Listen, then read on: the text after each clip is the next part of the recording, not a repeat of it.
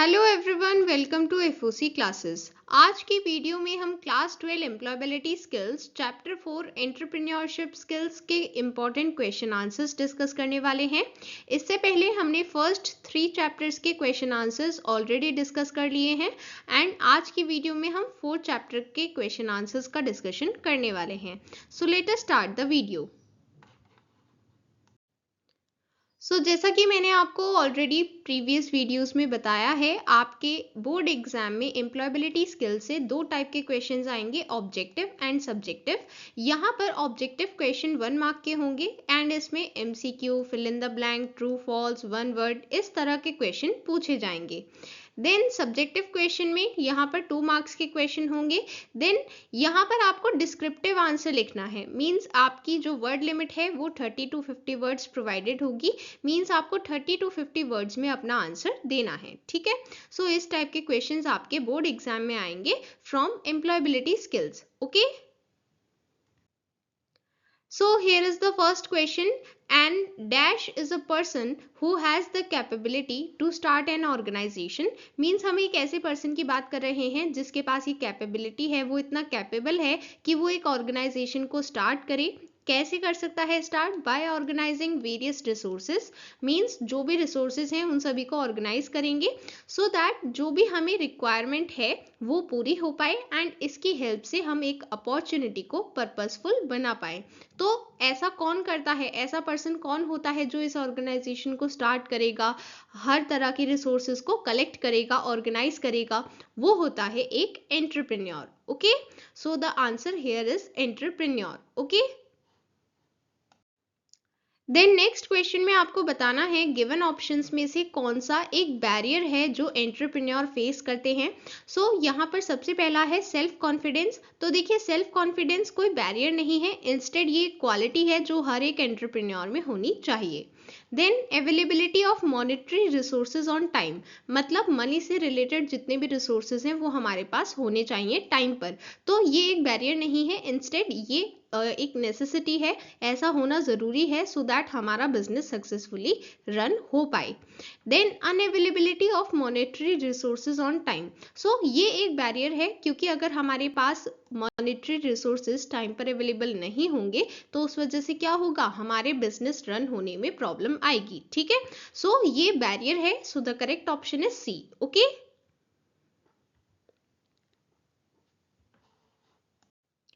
Next question में हमें बताना है ऐसे इकोनॉमिक प्रोसेस को क्या कहते हैं जहां पर या तो हम आइडिया यूज करते हैं या फिर एक अपॉर्चुनिटी को यूज करते हैं एंड यहाँ पर हमारे पास बहुत अनसर्टेनिटी है। मींस हम नहीं जानते कि आगे क्या होगा और क्या नहीं होगा, हम बहुत ज़्यादा अनसर्टेन हैं। Then to realise a profit, means हम ये सब क्यों कर रहे हैं, क्योंकि हमें प्रॉफिट अर्न करना है।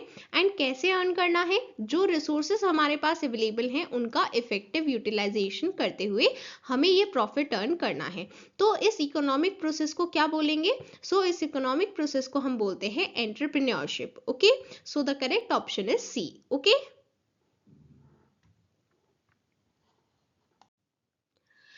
नेक्स्ट क्वेश्चन, यहाँ पर हमें 4 टाइप के एंटरप्रेन्योर्स के नेम गिवन है। हमें बताना है कि इनमें से ऐसा कौन सा एंटरप्रेन्योर है जो एक्चुअल में एक मैन्युफैक्चरर होता है। मींस ये आइडेंटिफाई करता है कि कस्टमर्स की क्या नीड्स है एंड उन्हीं नीड्स के अकॉर्डिंग प्रोडक्ट्स या फिर सर्विसेज को क्रिएट करता है। ऐसा कौन सा एंटरप्रेन्योर होता है? ये होता है इंडस्ट्रियल एंटरप्रेन्योर, ओके। तो बेसिकली ये एक टाइप का मैन्युफैक्चरर ही है जो चीज़ों को क्रिएट करता है या फिर सर्विसेज को क्रिएट करता है कस्टमर्स की नीड्स के according, okay. Then next question, यहाँ पर हमें बताना है सक्सेसफुल एंटरप्रेन्योर की कौन सी क्वालिटी नहीं है। सबसे पहला है विलिंगनेस टू टेक इनिशिएटिव। तो ये एक क्वालिटी है सक्सेसफुल एंटरप्रेन्योर बनने के लिए, बिकॉज जब तक आप इनिशिएटिव नहीं लेंगे, मीन्स अपनी तरफ से पहला कदम नहीं उठाएंगे, तो आप सक्सेसफुल नहीं हो पाएंगे, इसलिए आपको इनिशिएटिव लेना होगा। Then unwillingness to take risk, ये एक क्वालिटी नहीं है, क्यों नहीं है? क्योंकि जब तक आप रिस्क नहीं लेते, अनविलिंगनेस टू टेक रिस्क का मतलब है कि आप रिस्क नहीं लेना चाहते। तो अगर आप एक एंटरप्रेन्योर की तरह रिस्क नहीं लेना चाहते तो उस केस में क्या होगा? आप रिस्क क्यों नहीं ले रहे हैं? क्योंकि आपको लॉस नहीं करना है। बट आप ये भूलते हैं कि अगर आपने रिस्क नहीं लिया तो अगर प्रॉफिट होता तो वो भी नहीं होगा। क्यों नहीं होगा? क्योंकि आपने रिस्क ही नहीं लिया। तो इसलिए अगर आपको प्रॉफिट करना है, अगर आपको अपने बिजनेस को और ज़्यादा प्रॉफिट ओरिएंटेड बनाना है तो उसके लिए आपको रिस्क लेना होगा। हो सकता है कि कभी कभी आपको लॉस फेस करना पड़े, बट आप उसमें भी कॉप अप कर सकते हैं। बट रिस्क लेना एक बहुत ज़रूरी पार्ट है एक बिजनेस को रन करने के लिए, ठीक है। देन बाकी सारे ऑप्शंस ऑफ कोर्सली ये सभी क्वालिटीज है सक्सेसफुल एंटरप्रेन्योर की। तो हमसे क्वेश्चन में पूछा गया था क्वालिटी जो नहीं है। सो यहाँ पर कौन सी क्वालिटी नहीं है? यहाँ पर B, unwillingness to take risk, ये एक क्वालिटी नहीं है सक्सेसफुल एंटरप्रेन्योर बनने के लिए, ठीक है। देन नेक्स्ट क्वेश्चन, यहाँ पर हमें बताया गया है अनिमेश एक डिजाइनर है जो सॉफ्टवेयर कंपनी में वर्क करता है। He recently created an inclusive design for one of the mental health apps. Means एक ऐप के लिए उसने एक इंक्लूसिव डिजाइन क्रिएट किया है। तो इसमें हमें बताना है कि अनिमेश क्या है, एक एंटरप्रेन्योर है या फिर वेज एम्प्लॉयड पर्सन है। तो भले ही यहाँ पर उसकी अपनी क्रिएटिविटी है, उसने कुछ ऐसा यूनिक डिजाइन क्रिएट किया है, but despite all of that यहाँ पर हमें सबसे पहले जो बताया गया है हमें उसी चीज पर फोकस करना है कि वो किसी दूसरी कंपनी में वर्क करता है। तो दूसरी कंपनी में वर्क करता है इसका मतलब क्या है? इसका मतलब है वो वेज एम्प्लॉयड पर्सन है, ठीक है। So the correct option is wage employed person, okay. Then next question, what is a startup? तो स्टार्टअप एक ऐसी कंपनी है जो अपने ऑपरेशन के फर्स्ट स्टेज में होती है। मींस जस्ट अभी वो स्टार्ट ही हुई है, ठीक है। देन नेक्स्ट क्वेश्चन, रोहन का कोई भी एंटरप्रेन्योरियल बैकग्राउंड नहीं है, मतलब रोहन की फैमिली में पहले कोई भी एंटरप्रेन्योर नहीं था। तो किस तरह का एंटरप्रेन्योर है रोहन? तो जो भी पहली बार एंटरप्रेन्योर बनता है अपनी पूरी फैमिली जनरेशन में उसको हम कहते हैं first generation entrepreneur, okay. So the correct option is C. अगर आप यहाँ पर कंफ्यूज हो रहे हैं कि हमने फर्स्ट जनरेशन क्यों कहा है, तो देखिए हमने ये पढ़ा था जब हमने थ्योरी पोर्शन कंप्लीट किया था, तब मैंने आपको बताया था कि ऐसा कोई भी एंटरप्रेन्योर जिसकी फैमिली में आज तक कोई एंटरप्रेन्योर नहीं बना है, वो पहला ऐसा पर्सन है अपनी पूरी फैमिली में जो एंटरप्रेन्योर बन रहा है, तो वो होता है first generation entrepreneur, okay. Then next question, Ravi has a yoga centre. Means यहाँ पर रवि का एक योगा सेंटर है, रवि उसे ओन करता है। Then where many yoga teachers are working as yoga instructors. Means उसने दूसरे टीचर्स को हायर किया हुआ है as yoga instructors. So Ravi क्या है? क्योंकि रवि का खुद का योगा सेंटर है, वो खुद ओनर है एंड वो दूसरे लोगों को हायर करता है। सो ऐसे में रवि एक एंटरप्रेन्योर है, okay. So the correct option is B. Then next question, state any two qualities of a successful entrepreneur. Successful entrepreneur बनने के लिए बहुत सारी qualities होती हैं, आप कोई भी दो mention कर सकते हैं। इस तरह से mention करेंगे, सबसे पहले आप उस quality की heading लिखेंगे, फिर उसके बारे में एक line की description देंगे, ठीक है। तो हमने यहाँ पर सबसे पहले mention किया है initiative, means एक entrepreneur को सबसे पहले action लेना है, means सबसे पहला कदम उठाना है, so that जो भी opportunity है उसका पूरा फायदा उठाया जा सके एंड वो अपने बिजनेस को स्टार्ट कर सके, या फिर जो भी अपॉर्चुनिटी को बेस्ट यूटिलाइज करने का वे है वो उसको फॉलो कर सके, ठीक है। देन सेल्फ कॉन्फिडेंस मीन्स आपने जब कोई चीज स्टार्ट कर दी है तो फिर आपको खुद में भी थोड़ा बिलीफ रखना होगा, बिकॉज जब तक आप सेल्फ कॉन्फिडेंट नहीं बनेंगे तब तक आप कोई भी काम अच्छे से प्रॉपरली नहीं कर पाएंगे, ठीक है। Then next question interpersonal skills के बारे में है, ये इन दोनों तरह से पूछा जा सकता है। सो सबसे पहले आपसे पूछा गया है इंटरपर्सनल स्किल्स क्या है एंड एक एंटरप्रेन्योर के पास ये होना क्यों जरूरी है। देन नेक्स्ट क्वेश्चन में पूछा गया है कि अगर आपको सक्सेसफुल एंटरप्रेन्योर बनना है तो आपके पास गुड इंटरपर्सनल स्किल्स होनी चाहिए, ऐसा क्यों। तो ये दोनों ही question interpersonal skills and entrepreneur से रिलेटेड है, ठीक है। सो सबसे पहले हम यहाँ क्या करेंगे, हम सबसे पहले बताएंगे इंटरपर्सनल स्किल्स क्या हैं। तो देखिए इंटरपर्सनल स्किल्स का मतलब है आपकी एबिलिटी दूसरों के साथ वर्क करने के लिए। मीन्स जैसे सपोज करते हैं कि आपके पास एक टीम है, आप उस टीम के हेड हैं, तो भले ही आप हेड हैं बट आपको ये पता होना चाहिए कि आपको अपने टीम मेंबर्स के साथ कैसे काम करना है। बिकॉज जब तक आप उनकी रिस्पेक्ट नहीं करेंगे, जब तक आप उनके साथ सही से बात नहीं करेंगे, तब तक आप उनके साथ काम नहीं कर सकते। तो इसलिए आपको उनके साथ कैसे बिहेव करना है, कैसे उनके साथ काम करना है, एक साथ मिलजुल कर कैसे काम करना है एक टीम में, यही चीज आपको कौन बताता है, ये चीज आपको इंटरपर्सनल स्किल्स बताते हैं। ओके, सो जो भी लोग आपके साथ एक टीम में वर्क करते हैं वो अलग अलग हो सकते हैं, हो सकता है उनका लुक डिफरेंट हो, वो अलग तरीके से बात करें, बट आपको हर चीज को रिस्पेक्ट करते हुए उनके साथ काम करना आना चाहिए। एंड इसी चीज को हम कहते हैं इंटरपर्सनल स्किल्स। ठीक है, सो इसलिए एक एंटरप्रेन्योर के लिए ये स्किल्स होना जरूरी है। ओके, नेक्स्ट क्वेश्चन में कॉम्पिटेंसी को डिफाइन करना है and then 2 common entrepreneurial competencies के बारे में बताना है। तो सबसे पहले कॉम्पिटेंसी क्या है, it is the ability to do something well. Means आप किसी भी काम को कितने अच्छे से कर पाते हैं, इस चीज की एबिलिटी को हम कहते हैं कॉम्पिटेंसी। ठीक है, सो ये चीज कि आप कितना अच्छे से कोई काम कर रहे हैं, यही चीज बताती है कि आप कितने कॉम्पिटेंट हैं। ठीक है, सो यहाँ पर कॉमन एंटरप्रेन्योरियल कॉम्पिटेंसीज के बारे में पूछा गया है। तो सबसे पहले हमने बताया है डिसिसिवनेस के बारे में। मीन्स एक ऐसी एबिलिटी जिसकी हेल्प से आप प्रॉफिटेबल एंड क्विक डिसीजंस ले पाते हैं। जैसे सपोज करते हैं कि आप एक एंटरप्रेन्योर हैं एंड आप एक बिजनेस को रन कर रहे हैं, तो सबसे पहले आप ये ध्यान रखेंगे कि आप प्रॉफिटेबल डिसीजन ले, मीन्स जिससे आपके बिजनेस को प्रॉफिट हो। एंड सेकेंड, आप ये भी ध्यान रखेंगे कि आप वो टाइमली ले पाए। बिकॉज अगर आपने टाइमली कोई डिसीजन नहीं लिया, टाइम निकलने के बाद वो डिसीजन लिया, तो उसके बाद उसका कोई फायदा नहीं होता। एंड इवन कुछ केसेस में आपको उस चीज के लिए लॉस भी बियर करना होता है। तो इसलिए आपको प्रॉफिटेबल डिसीजंस लेने हैं एंड टाइमली लेने हैं। इसी चीज को कहते हैं decisiveness. Okay, then perseverance, it is the ability to continue to do something even when it is difficult. Means suppose करते हैं कि आपको अपने बिजनेस में कोई भी एक पर्टिकुलर टास्क लॉन्च करना है एंड आप बार बार उसमें फेल हो रहे हैं, बट आपको पता है कि ये आपके बिजनेस के लिए कितना ज़रूरी है। तो ऐसे में आप क्या करेंगे, भले ही आप फेल हो चुके हैं बट फिर भी आप उस चीज़ को दोबारा ट्राई करेंगे, बिकॉज आपको पता है कि उसका सक्सेसफुल होना ज़्यादा इम्पॉर्टेंट है। तो ऐसे में जब आप किसी चीज़ को करते हैं, बार बार करते हैं, इवन जब वो डिफ़िकल्ट है तब भी कर रहे हैं, तो ये होती है परसीवियरेंस। ठीक है, सो ये हमने बात की 2 कॉमन एंटरप्रेन्योरियल कॉम्पिटेंसीज के बारे में। Okay, then next question, how time management is an important tool of organizational skills। तो हमें पता है डिफरेंट ऑर्गेनाइजेशनल स्किल्स होती हैं, तो यहीं पर हम बात कर रहे हैं टाइम मैनेजमेंट के बारे में। ये किस तरह से इंपॉर्टेंट है हमें एक्सप्लेन करना है।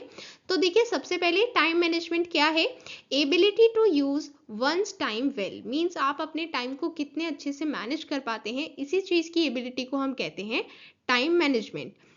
ये बहुत इंपॉर्टेंट है। क्यों इंपॉर्टेंट है, क्योंकि यहाँ पर सबसे पहले हमें ये ध्यान रखना है कि हम अच्छे से प्लानिंग करें, फिर हम अपने गोल्स को सेट करें, डेडलाइंस को सेट करें। एंड जैसे हम एक टीम में मेंबर की तरह वर्क कर रहे हैं, या फिर अगर हम एक टीम में एंटरप्रेन्योर की तरह वर्क कर रहे हैं, तो हमें दोनों ही केस में अपने इंपॉर्टेंट वर्क रिस्पॉन्सिबिलिटीज का ध्यान रखना है। अगर हम एक एंटरप्रेन्योर हैं तो हमें दूसरों को असाइन करना है, और अगर हम एक टीम मेंबर हैं तो हमें अपने वर्क रिस्पॉन्सिबिलिटी को पूरा करना है।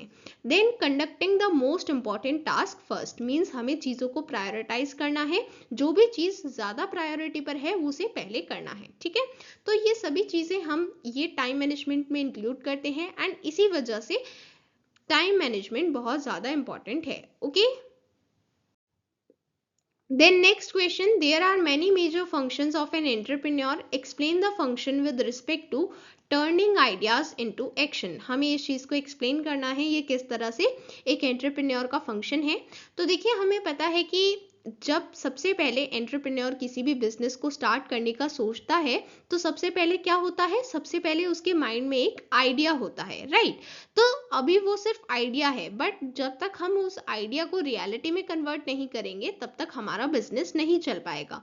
तो इसलिए हम सबसे पहले क्या करेंगे, जो हमारे आइडियाज हैं हम उनको रियलिटी में कन्वर्ट करेंगे। एंड इसके लिए हमें क्या करना होगा, इसके लिए हमें सभी नेसेसरी इंफॉर्मेशन होनी चाहिए, जैसे हमें कौन कौन सी रिसोर्सेज की रिक्वायरमेंट है, जो मार्केट डिमांड है हमें उसे आइडेंटिफाई करना होगा, एंड हमें वो हर पॉसिबल रिक्वायरमेंट फुलफिल करनी होगी जो हमारे बिजनेस को रियलिटी में कन्वर्ट करने के लिए ज़रूरी है। ओके, सो यहाँ पर टर्निंग आइडियाज इनटू एक्शन का मतलब है कि जो हमारे पास आइडिया है हमें उसे एक्शंस की हेल्प से रियलिटी में कन्वर्ट करना है। ओके, नेक्स्ट क्वेश्चन, हमें यहाँ पर 4 टाइप ऑफ एंटरप्रेन्योर्स के नेम्स बताने हैं, बट क्योंकि 2 मार्क्स का क्वेश्चन है तो हम हर एक को वन लाइन में डिस्क्राइब करेंगे। सबसे पहले सर्विस एंटरप्रेन्योर कौन होते हैं, जो या तो एक न्यू मार्केट क्रिएट करते हैं या फिर एग्जिस्टिंग मार्केट में अपनी सर्विस को प्रोवाइड करते हैं। देन बिजनेस एंटरप्रेन्योर, ये कुछ भी चीज़ मैन्युफैक्चर नहीं करते, बट जो ऑलरेडी मैन्युफैक्चर्ड प्रोडक्ट्स हैं ये उन्हीं के बिजनेस एंड ट्रेडिंग एक्टिविटीज़ करते हैं। देन नॉन टेक्निकल एंटरप्रेन्योर्स, ये अपनी एक्सपर्टीज प्रोवाइड करते हैं टेक्निकल एंटरप्रेन्योर्स के लिए। देन जो भी लोग इंफॉर्मेशन टेक्नोलॉजी के सेक्टर में एंटरप्रेन्योरशिप करते हैं उन्हें हम कहते हैं IT entrepreneur. Okay, then next question, यहाँ पर हमें इंडस्ट्रियल एंड टेक्निकल एंटरप्रेन्योर के बीच में डिफरेंस बताना है। तो इंडस्ट्रियल एंटरप्रेन्योर बेसिकली एक मैन्युफैक्चरर होता है जो ये आइडेंटिफाई करता है कि कस्टमर्स की क्या नीड्स हैं, क्या डिमांड्स हैं, एंड उन्हीं के अकॉर्डिंग उन्हीं को फुलफिल करने के लिए प्रोडक्ट्स या फिर सर्विसेज को क्रिएट करते हैं। ठीक है, तो यहाँ पर ये किसी भी चीज़ को मैन्युफैक्चर करते हैं, क्रिएट करते हैं। देन टेक्निकल एंटरप्रेन्योर कौन है, जो अपनी टेक्निकल एक्सपर्टीज को यूज करते हैं सो दैट वो new machines, tools and methods को क्रिएट कर पाए। ओके, देन नेक्स्ट क्वेश्चन में हमें 2 एनवायरमेंटल बैरियर्स बताने हैं जो सभी टाइप के एंटरप्रेन्योर्स फेस करते हैं। सो यहाँ पर एनवायरमेंटल बैरियर से क्या मतलब है, ऐसे बैरियर मींस ऐसी रुकावट जो हमें एक अपने एनवायरमेंट में आती है। एनवायरमेंट मतलब यहाँ पर एनवायरमेंट से मतलब है जो हमारा बिजनेस एनवायरमेंट होता है, मींस जहाँ पर हम अपना बिजनेस सेटअप करते हैं।